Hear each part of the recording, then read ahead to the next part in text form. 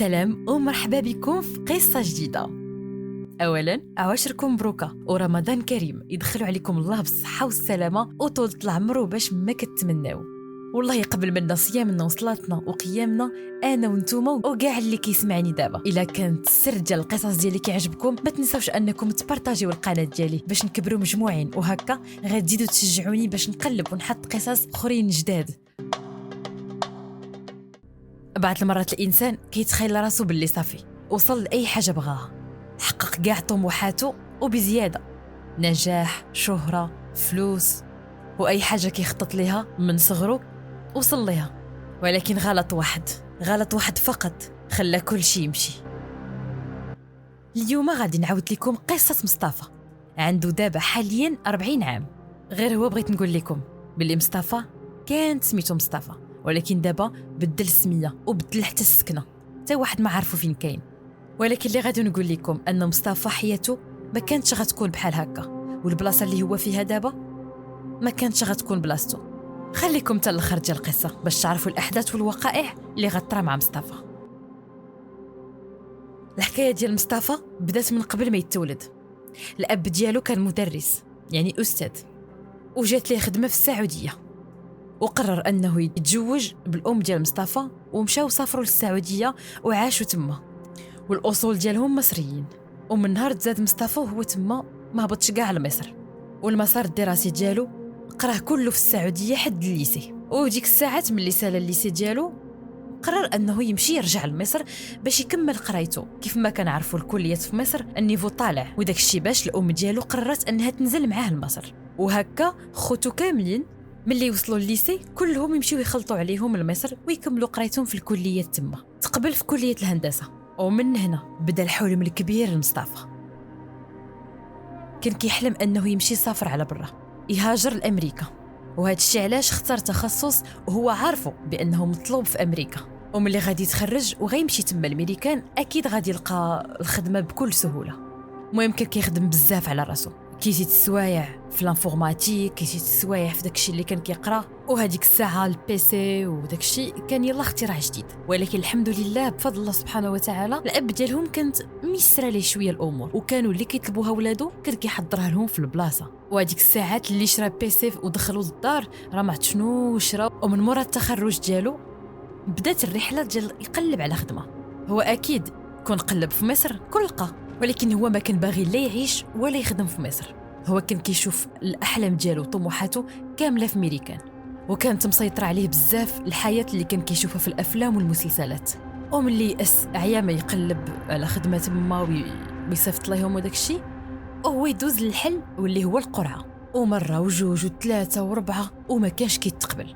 وديما مو كتقول له وليدي ما عندك ما دير بهذا السفر، خليك هنا في بلادك وغادي تلقى خدمه مزيانه. اش بغيتي بشي غربه؟ انت وليدي راك الشهاده ديالك زوينه وكبيره، وغتقدر هنايا في مصر تلقى خدمه من داك الشيء الرفيع. وإلا ما بغيتيش هنا ها السعوديه ياك عندنا تما الدار، سيروا ارتاح فيها، وزيدوا باك تما عنده المعارف ويقدر يشوف لك شي بوست مزيان. كان ديما كيرد عليها وكيقول لها الوليده انا ما كنشوفش راسي كاع هنايا في الدول العربيه كامله، ما عندي ما ندير انا بالخدمه تما. انا كنشوف راسي في ميريكان، وإلا ما مشيتش غطرى فيا شي حاجه. الاحلام ديالي الوالده كاملين خليتهم تما في ميريكان، تما غادي نكبر وغادي ننجح ديال بصح، وغادي يكون معايا الفلوس اللي الربع ديالها ما غاديش نقدر نجمعهم هنا واخا ما شحال نبقى نخدم. وليدي اش غادي نقول لك، ها انت جلس هنا في مصر وباك باذن الله غادي يحل لك شي مشروع هنايا. ولكن مصطفى كان مصر على انه يهاجر لميريكان، وديما كيقول ليها باللي هو ما غاديش يعيش في مصر، وبلي طموحاته واحلامه كاين غير في ميريكان وبس. وكان كل مره كيترفض فيها في القرعه كانت كتولي الحاله ديالو صعيبه بزاف، واخر مره ما تقبلش حس بواحد الاكتئاب شديد، وبانت ليه القضيه باللي ما عمرها ما غادي تصدق. حتى لواحد النهار جالس هو واحد صاحبه، وهو يقول ليه مالك صاحبي مالك داير في حالتك هادشي كامل؟ وهو يرد عليه وهز هم الدنيا كامله في قلبه. صاحبي راه ترفضت عاوتاني في القرعه، ما عرفتش صاحبي شنو غادي ندير لهاد ميريكان باش نوصل ليها. كيفاش صاحبي ترفضتي؟ وراه كاين بزاف ديال الطرق باش تسافر، ماشي ضروري القرعه. ويلي انت بصح بزاف ديال الطرق. شنو هما؟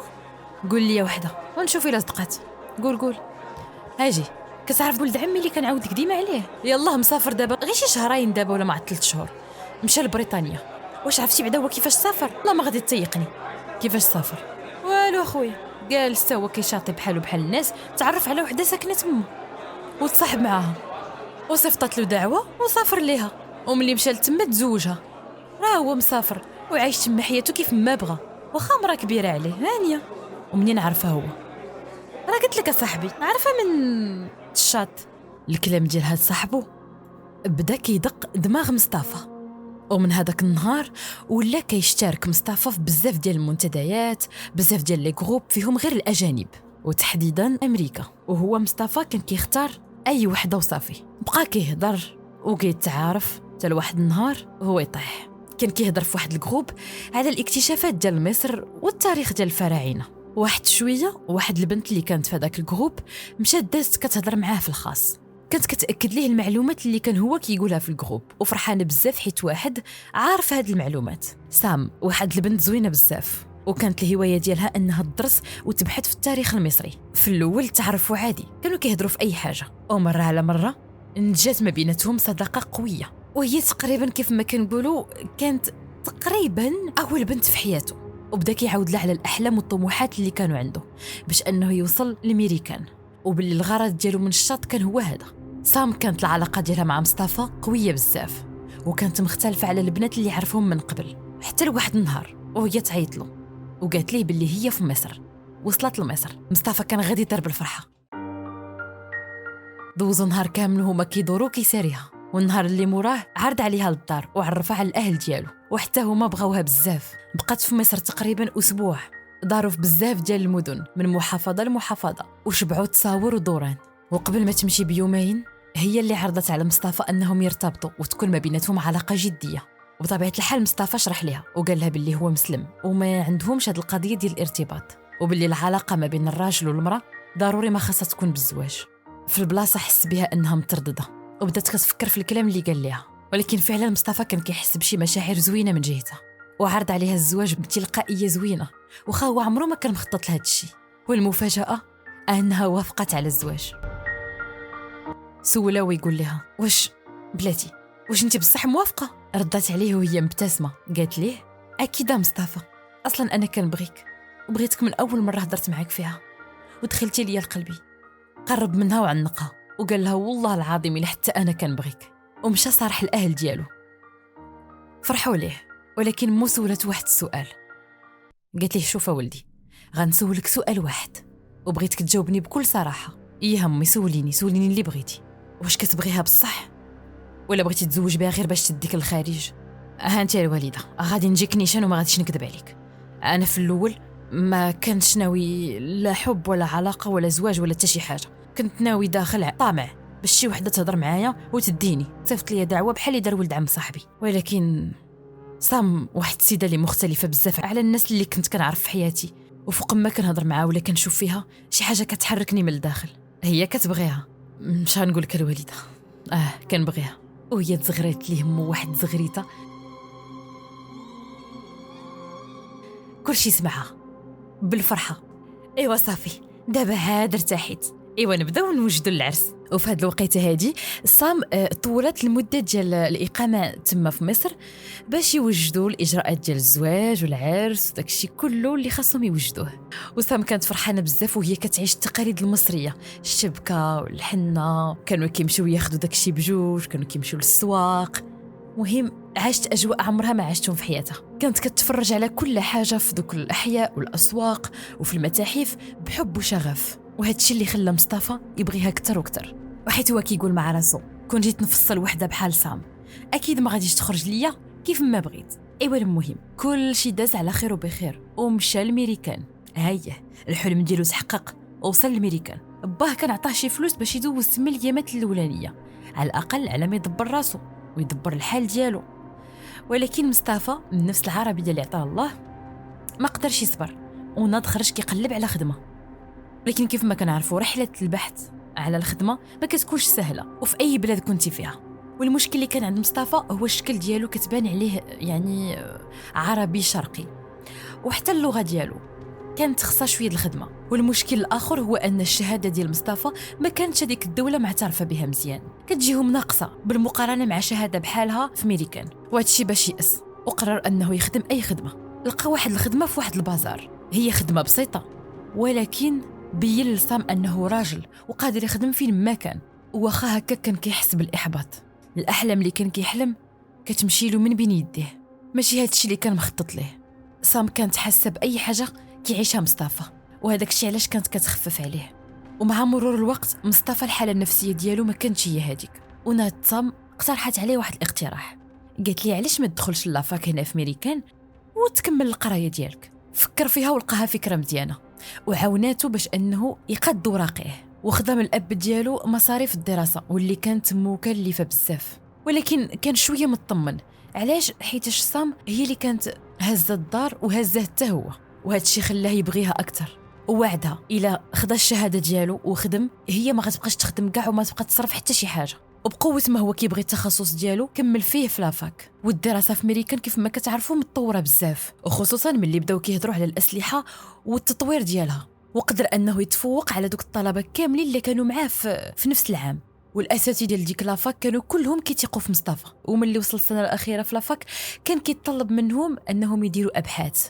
وهنا في مصطفى قدم واحد المشروع واللي سميتو مشروع نظام تطوير الأسلحة والصواريخ، وجاب امتياز وكان هو الأول في هذيك لافاك كاملة. وهادشي اللي خلى بزاف ديال الأنظار تتبعو وتثق في القدرات ديالو. وفي نفس العام اللي خدا فيه الشهادة الكبيرة قدم أنه ياخذ الجنسية. وهذوك النتائج اللي كان كيحقق في لافاك كان عندهم تأثير أنه ياخذ الجنسية بسرعة كبيرة. هو يقسم قسم الولاء. اللي ما كيعرفش قسم الولاء هو واحد القسم كديرو ملي كتبغي تاخذ الجنسيه في بعض الدول، بحال دابا في ميريكان كيقول لك الا قسمتي هذا القسم كيخصك يكون عندك الولاء الكامل لرئيس الدوله، يكون عندك شي ولاء اخر لشي دوله تانية. والقسم كيشمل انه غادي يدافع على الولايات المتحده الامريكيه امام اي دوله. سام كانت فرحانه هذاك النهار، خدا الجنسيه ولا كيتحسب من الشعب الامريكي. وديك الساعه كانت عندهم بنيته، وبنيته تانية كانت جايه في الطريق. وهذاك النهار خرجوا بداو كيحتفلوا حتى للصباح. ولا غد ليه واحد من الاساتذه اللي في لافاك واللي كان مشرف على دوك المشاريع اللي كيديروا الطلاب عيط له وكان بغى يشوفه. وملي مشى عند مصطفى فاجئوا بواحد الخبر عمرو ما كان كيتخيلوا.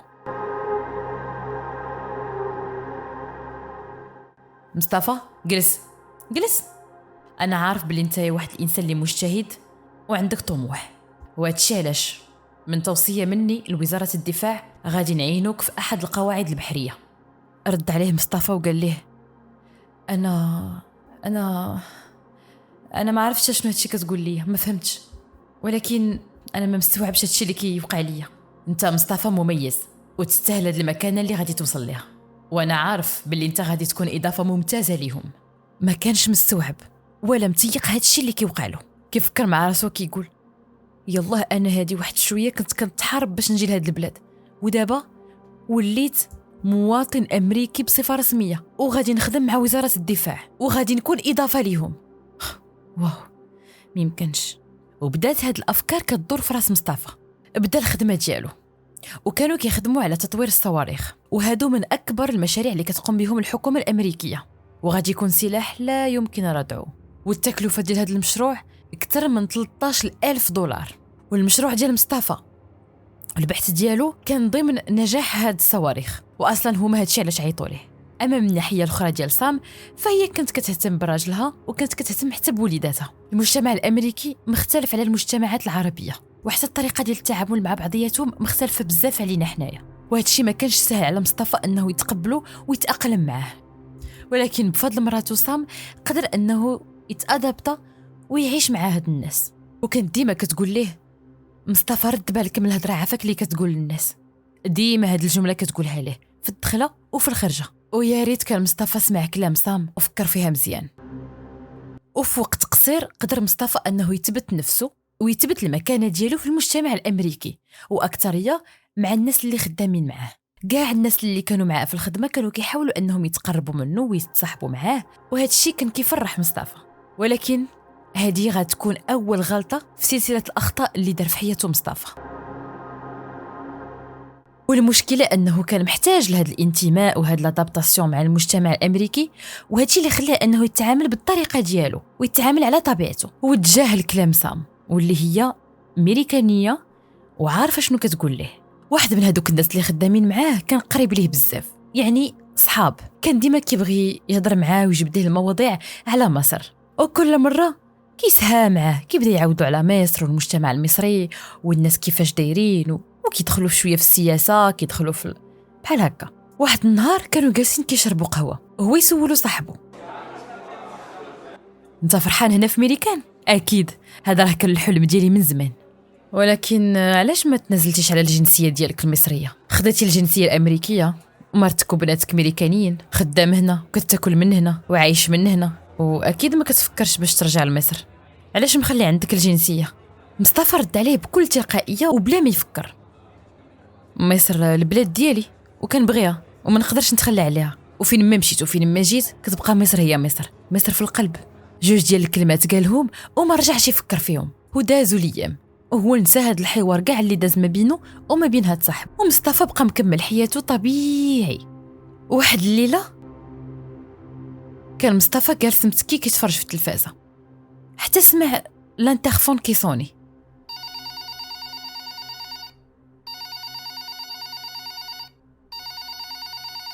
الو، معايا المهندس مصطفى. جا عنده واحد مصري، اللكنه ديالو مصريه وكيهضر بالعربيه. مصطفى ما فهم والو. اييه، شكون انت؟ ملي غنتلاقى انا وياك غتفهم كلشي. نتلاقاك؟ فين غادي نتلاقاك؟ غدا نتقابلوا في البارك اللي حدا الدار مع 8 ديال الصباح، واحد الحاجه كتخص الاهل ديالك في مصر ضروري.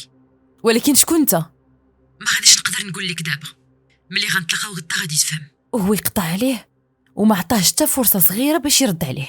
الفضول كان غادي يقتلو، ما عرفش شنو يدير، واش يمشي يسول عائلته في مصر ولا يمشي يتلاقى به؟ وشكون هذا اصلا؟ وشكون اللي عطاه نمرتي؟ الا بغيت نعرف اجوبه الاسئله هادو اللي كيدوروا ليا في راسي خاصني نمشي نتلاقى به. لغد لي الصباح مع 8 ضد مصطفى ومشى للبلاصه اللي قال ليه هذاك السيد، وجلس فوق واحد الكرسي كاين في هذاك البارك. كان غادي يموت بقوه القلق والافكار اللي كانوا كيجيو له في راسو. واحد شويه وهو يجي عنده واحد السيد الملامح ديالو مصريه، جلس حداه وبدا كيعرفوا على راسو. اش خبارك مصطفى؟ الحمد لله. شكون انت؟ عافاك، انا يوسف مختار، ضابط في المخابرات العامه المصريه. وهو يشوف فيه مصطفى بواحد القلق واندهاش. ايه سيدي، مرحبا مرحبا. طبعا انت ما عارفنيش انا علاش جيت لعندك وشنو هو السبب ديال هذه المقابله. انا طلبت منك باش نشوفك حيت مصر محتاجه منك واحد الخدمه.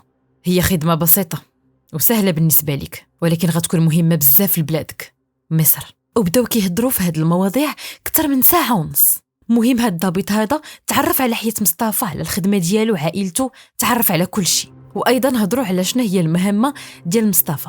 اهم حاجه مصطفى في الشغل ديالنا هي السريه، وحتى واحد ما يعرف هادشي اللي غادي ندير انا وياك، حتى مراتك ما تعرفش. عندك اتفقنا؟ ايه يا سيدي اتفقنا، ولكن الا بغيت نعاود نشوفك كيفاش غادي ندير؟ ولا كانوا عندي معلومات مهمه كيفاش غادي ندير نبعثها لك. شوف مصطفى، حنا اصلا ما غاديش نقدروا نبداو نتلاقاو بزاف. انا غادي نعطيك هاد الورقه وراه مكتوب فيها الجيميل ديالي، ملي تعرف شي معلومات غتصيفطهم ليا هنايا. خدا منه الورقه اللي كان شادها في يده. حفظ هاد الجيميل مزيان ودخلو لراسك، وقطع الورقه دابا. عندك تخليها عندك. لا صافي، كون هاني كون هاني. وفي البلاصه بدا كيقول ليه المعلومات اللي خاصو يجيبها له مصطفى من البلاصه اللي كيخدم فيها. وفي البلاصه هذاك الضابط ولا بدا كيشرح لمصطفى شنو هما المعلومات اللي خاصو يجيبهم من البلاصه اللي هو خدام فيها. ومصطفى مع كيبغي مصر بزاف ما ترددش. وتاني مقابله ما بين الضابط يوسف والمهندس مصطفى كان في واحد لوتيل، وديك الساعات جاب ليه المعلومات اللي طلبها منه. كان كيجاوب على اي سؤال كان كيسولوا له، لدرجه مصطفى اللي كيعطيه معلومات جداد كاع ما سولوا عليهم هذاك الضابط. استمرت المقابلات ما بيناتهم، كل مره وفين وكل مره وفوقاش. واول مره واول حاجه غادي يخبيها مصطفى على مراته سام. وسبحان الله هي كانت حاسه باللي هو مخبي عليها شي حاجه، والعقليه ديال العيالات كانت كتشك بانه هو كيعرف عليها شي وحده، وهو في نفس الوقت ما عندوش كيفاش يدير يعاود ليها. مهمه سريه وما يقدر يقولها لتا شي واحد. ومرته مسكينه كانت ديما كتبغي تهلا فيه كتر وتهتم به كتر. خافت لا يكون مشى عند شي وحده، حتى لواحد النهار وهي تقول ليه مصطفى واش انت مقلق مني؟ علاش كتقولي بحال هكا؟ انت وليتي كتبعد عليا، ما بقيتيش كتبغيني. قرب منها وعنقها وهو كيضحك. واش انت حمقى؟ انا كنعشقك وما كنشوف حتى شي وحده اخرى من غيرك. وعلاش بعيد عليا وكتخرج بزاف وما كتقوليش فين غادي؟ بلا ما تقلقي عليا، هذه غير خدمه عندي وغادي تدوز. وكانت المهمه اللي قال ليه الضابط يوسف باش يديرها هو يصور ليه الهيكل اولا الخريطه ديال الهيكل ديال السفينه اللي كيصايبو. وفعلا صورها من كل الزوايا باش يضمن انها تكون واضحه بالنسبه ليه. والحمد لله حتى واحد ما عرف شي حاجه. وملي مشى للدار صيفط له ميل كلمه السر اللي كانت ما بيناتهم وهي 6. ولا غد ليه تلاقاو وهو يعطيه الكاميرا بكاع التصاور اللي فيها. وبقاو كيهضروا بزاف. مصر ما غاديش ننسى لك هاد الخدمه هادي يا مصطفى. انا معكم في اي حاجه، واي معلومات اخرى باغيين تعرفوها مرحبا. انت مثال يحتذى به في الوطنيه. مصطفى كون كانوا ناس اخرين بحالك كون راه مصر استفدت بزاف منهم. انا عندي بزاف ديال المعارف وبزاف ديال صحابي يبغيو يخدموا بحال هكا يبغيو. وفعلا داه قائمه بكاع صحابو اللي كيخدموا تما. اجي بعدا مصطفى، ما سولتكش. نعم سولني. هاد حامله الصواريخ ما عندهاش شي نقطه ضعف؟ لا عندها. وبدا كيشرح ليه نقطه الضعف ديال ديك الغواصه اللي كتحمل الصواريخ. في خبارك مصطفى، انت دابا درتي واحد الخدمه لمصر ما عمرنا ما غادي نساوها لك. وسالت المقابله اللي كانت ما بيناتهم ومشى مصطفى لدارو. وملي مشى للدار بدا كيتفرج هو ووليداتو ومرتو في واحد الفيلم ديال ديزني. هما جالسين كيتفرجوا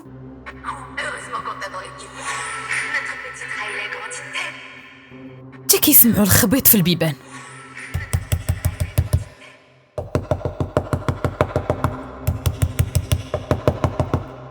وشويه وهما يقتحموا الدار الناس ديال FBI. واحد فيهم هضر وقال ليه انت مصطفى؟ يلاه بغا يجاوبو. هزوه ورموه في واحد الطوموبيل كلها كحله. ومن تما FBI خلاوه تما حتى واحد ما هضر معاه وخلاوه تما محتاجز. كان غادي يتصدى وحتى المكالمه اللي من حقه باش يديرها ما سمحولوش بها. عقله بدا كيدي ويجيب. ياك ما هما عرفوا شي حاجه. وكيفاش عرفوا؟ انا واخد الاحتياطات ديالي كاملين. وملي دازت يومين وهما يطلعوا لواحد البيت ديال التحقيق وبدا الاستجواب. اسئله كامله على التعاون مع دوله اخرى ضد دوله امريكا. وصور ليه وهو كيصور دوك الخرائط ديال السفينه. المهم حياته كامله مصوره وتسجيلات بصوته وهو كيعاود على تفاصيل الخدمه السريه ديالو. وحتى الملفات اللي عطاها لذاك الضابط يوسف مختار كانت كاينه وكانوا كيضغطوا عليه باش انه يعترف بالتخابر ضد امريكا لصالح مصر. هو يقول لي هذاك اللي كان كيحقق معاه بما انك عندك اسيدي الجنسيه الامريكانيه ومشيتي كتعاون مع دوله اخرى اجنبيه علينا وكتعطيهم اسرار دوله واسرار مخابرات واسرار، واش انت عارف هادشي شنو المعنى ديالو؟ انت خدام لصالح المخابرات المصريه. شحال خديتي على هاد الخيانه ديالك ومن فوقاش وانت كتخدم معاهم؟ بزاف ديال الاسئله توجهوا لمصطفى ولكن هو رفض انه يجاوب حتى يجي المحامي ديالو. فعلا وصل المحامي. مع الوصول ديالو خدا اكبر صدمه في عمره. ملي جا المحامي جاب معاه الضابط يوسف واللي كان مصطفى مسكين متخيل انه جا باش يساعده اولا باش يخرجه ولا غير يطمن عليه بعدا. ولكن الضابط مختار ما طلعش الضابط مختار واصلا ما طلعش مصري. وهذا الشيء اللي عرفوه من المحامي ديالو وهذا الشيء اللي خلى مصطفى يتصدم. وهنا المحامي شرح ليه كل شيء. مصطفى انت للاسف طحتي في واحد الفخ اللي دار ليك حيت شكوا فيك وجابوا ليك واحد كيهضر بالمصريه مزيان. كيفاش هاد الهضره سيدي؟ هاد الشخص اللي قالوا لك سميتو يوسف مختار وكان ضابط مصري ولا ما عرفت شنو هو راه خدام في FBI وسميتو جيمس. كيفاش هاد الهضره؟ كيفاش وقع لي هادشي؟ للاسف انت مصطفى كنتي كتهضر مع الناس الغلط. كنتي عاطيهم نيتك وكدوي معاهم في كل شيء. ملي قلتي لواحد باللي انت مصري وكتبغي مصر وداك الشيء شكوا فيك وهذاك الشيء علاش تحطيتي تحت المجهر. بداو كيراقبوك وكيشوفوا التحركات ديالك ولكن للاسف انت فشلتي وطحتي لهم في الفخ اللي بغاو. شنو دابا صافي مشيت فيها مستقبلي ضاع. انا ضعت. واش غادي نقول لك؟ انا غادي نحاول ندافع عليك ونقولوا باللي هذه كانت لعبه وداك الشيء وعلى الله وعسى. ودازوا اليامات ديال التحقيقات، وهو نفس القاضي اللي وقف قدامه مصطفى في الاول باش يقسم قسم الولاء هو اللي وقف قدامه دابا باش يدان كخائن. وتما فين قال ليه باللي هو عار على الولايات المتحده الامريكيه وباللي ما يستاهلش هذه الجنسيه، وحكم عليه بالسجن لمده 40 عام. المحامي دار جهده كامل، ولكن التهمه كانت مفصله على مصطفى، يعني حبكوها من جميع النواحي. وتحبس، شاف أسوأ معاملة في حياته، وفي واحد الصفقة ديال التبادل تم الإفراغ عنه وصيفطوه لمصر، ومن تما مصطفى في بلاده في مصر. ولكن للأسف ما عايش لا باسمه ولا بالشخصية ديالو، بدل الشكل ديالو والهيئة ديالو، بدل خدمته، بدل سميته، وممنوع عليه التواصل لا مع مرته لا مع ولاده وحتى مع عائلته. ممنوع أنه يستخدم السوشيال ميديا ولا يتواصل مع شي واحد، حيث أمريكان ما غاديش تخليه عايش. شكرا لمتابعتكم القصة ديال اليوم، ونتمنىها تكون خفيفة ظريفة على قلوبكم. نتلاقاو في قصة أخرى إن شاء الله.